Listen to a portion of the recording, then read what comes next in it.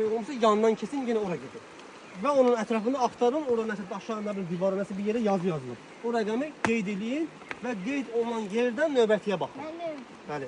Rəqəm axtaranda onda hamı axtarır. Bəli. Hamı baxır ki, rəqəm hardadır. Kim gördü deyir, tez yazırsınız. Hazırsınız? Bircə gəl dolusunuz, qaçırsınız möhkəm. Eşitdinizmi? Yeri tapdınız, qaçırsınız. Təhlükəli qaçmaq lazım deyil ha. Normal sürətlə da. İndi yaxşı gəldi. Ocaq yandıra bilmirdi. Özlərini buna görə uduzdurdular. Başa düşdünüz? Ocaq gələrsən 5 dəqiqəyə. Ocaq yandırmağa güclü oğlanlar. Hə? Ocaq yandırmaq deyil. Tez yandırmaq lazımdır. Hazırsınız? Dayanın. Xəritəçi oxuyur, oxudu. Bilmirəm. Hazırsınız? Hazırsınız? Neçədir? 120 gradus. Möhkəm. 120 gradus 60 metr. Nə var orada? Ev. Ha? De üçünü də deməlisən də. Hamısını deməlisən. 120 derece 60 metr ev.